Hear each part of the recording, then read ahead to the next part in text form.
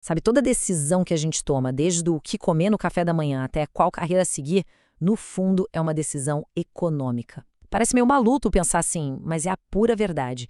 E aqui, nesta nossa análise, a gente vai desvendar exatamente isso. Como a economia é a história das escolhas que moldam a nossa vida. E tudo começa com uma pergunta que parece de criança, mas que na verdade define toda a economia. Por que a gente simplesmente não pode ter tudo o que a gente quer? É essa questão que nos leva direto para o centro de tudo. E olha, pode acreditar, a resposta para isso começou a ser pensada há muito tempo. A própria palavra economia vem lá do grego oikonomos, que quer dizer basicamente administração do lar. Pensa só nisso. Do mesmo jeito que uma família precisa decidir como usar o dinheiro e o tempo que tem, a sociedade inteira também precisa. E é daí que vem a definição mais formal da coisa. Economia é o estudo de como a sociedade, essa nossa casa gigante, administra os recursos que tem. E esses recursos são escassos. Guarda bem essa palavra, escassez. Ela é a chave para entender tudo. Então, vamos mergulhar de cabeça nisso. Nossa primeira parte vai ser justamente para entender por que essa ideia de escassez é o pilar de todo o pensamento econômico. O conflito central é esse aí. Os nossos desejos, eles não têm fim, né? A gente sempre quer mais coisas, mais experiências, mais tempo. O problema é que os recursos para bancar tudo isso, tempo, dinheiro, matéria-prima, esses sim são limitados. Não dá para ter tudo para todo mundo o tempo todo. E esta escassez que obriga toda e qualquer sociedade a encarar umas perguntas bem difíceis. Tipo, o que a gente vai produzir, como e para quem vai essa produção? Se os recursos fossem infinitos, a resposta seria moleza. Tudo para todo mundo. Mas como a realidade é bem diferente, as sociedades precisam fazer escolhas bem complicadas. E já que o tempo todo a gente está falando de fazer escolhas, vamos ver agora como a economia nos ajuda a pensar sobre qual é o verdadeiro custo de cada uma delas. Esse é o princípio do trade-off, uma palavra que a gente ouve bastante.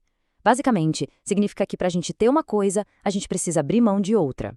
O material de base que usamos traz um exemplo ótimo. Se a DEM decide estudar mais economia, essa pessoa vai necessariamente ter menos tempo para estudar outra matéria. É uma troca, simples assim. Olha só essa analogia que a fonte traz, que é um pouco de brincadeira, mas muito poderosa. Viver até os 100 anos com uma dieta rígida ou viver até os 45 aproveitando bacon e uma vida sedentária. Não dá para ter o melhor dos dois mundos. É perfeito, né? Cada caminho tem seu lado bom e seu lado ruim. E escolher um é, por definição, renunciar ao outro. A vida é uma sequência de trade-offs. E essa renúncia, em economia, tem nome e sobrenome: custo de oportunidade. E é muito importante entender que isso vai muito além do dinheiro. É o valor da melhor alternativa que a gente deixou para trás ao fazer uma escolha. Um exemplo prático ajuda a deixar isso bem claro. Imagina duas opções de investimento. Uma que pode render R$ 3.000 e outra R$ 2.000. Se a gente escolhe a de R$ 3.000, que é mais lucrativa, o custo de oportunidade não é o dinheiro investido, mas sim os R$ 2.000 que a gente deixou de ganhar com a outra opção. Esse é o verdadeiro custo da escolha. Certo. Então a gente já entendeu como funcionam as escolhas individuais. Mas e quando a gente junta milhões de escolhas de milhões de pessoas? Aí a gente começa a falar de algo maior: os mercados. A fonte usa uma analogia ótima para isso. Pensa num vagão de metrô vazio. As pessoas não entram e ficam todas amontoadas num canto só, né?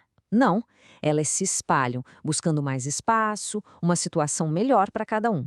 Os mercados funcionam de um jeito parecido. A soma de todas as decisões individuais vai naturalmente empurrando o sistema para um ponto de equilíbrio. E esse aperto de mãos entre compradores e vendedores é o que a gente vê no famoso gráfico de oferta e demanda. De um lado tem a curva da demanda, de quem quer comprar. Do outro, a curva da oferta, de quem quer vender. O ponto exato onde elas se cruzam, ali é o equilíbrio de mercado. É o preço e a quantidade que, na medida do possível, deixam os dois lados satisfeitos. Agora, vamos tentar visualizar esses conceitos de escassez, de escolha, de uma forma bem mais concreta. Quero apresentar a Fronteira de Possibilidades de Produção, ou FPP. O nome parece complicado, mas a ideia é simples. Imagina uma economia que só produz duas coisas no mundo: pizza e cerveja. Essa curva no gráfico mostra todas as combinações máximas que essa economia consegue produzir com os recursos que ela tem. E a localização de cada ponto nesse gráfico conta uma história. Se a produção está em um ponto bem em cima da linha, como A e B, significa que ela está sendo eficiente, usando todos os recursos ao máximo. Agora, um ponto dentro da fronteira, como o D, mostra que tem algo errado, em ineficiência. Pode ser desemprego, pode ser fábrica parada. E um ponto lá fora, como o C. Ah, esse é o sonho inatingível. Com a tecnologia e os recursos de hoje, é impossível chegar lá. O mais legal desse modelo é como ele resume tudo de forma tão elegante. Ele mostra a escassez, que é aquele ponto inatingível, mostra o trade-off, que é um movimento ao longo da curva, para ter mais pizza é preciso ter menos cerveja, e mostra a eficiência, que é estar exatamente em cima da linha. Tudo numa imagem só.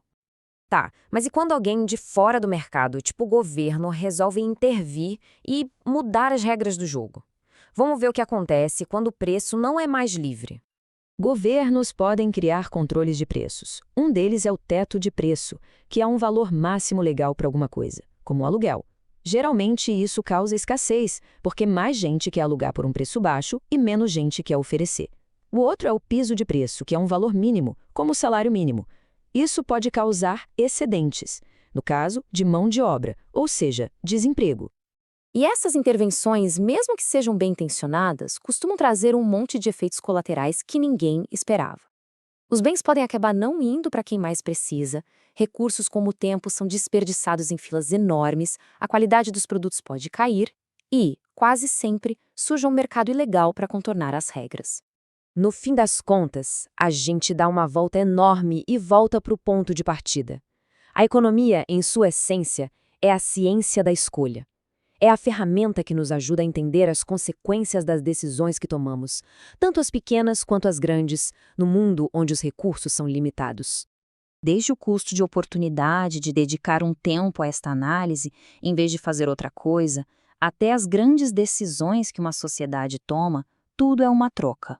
A pergunta que fica no ar é: depois de entender esses conceitos, qual escolha do nosso dia a dia passa a ser vista com outros olhos?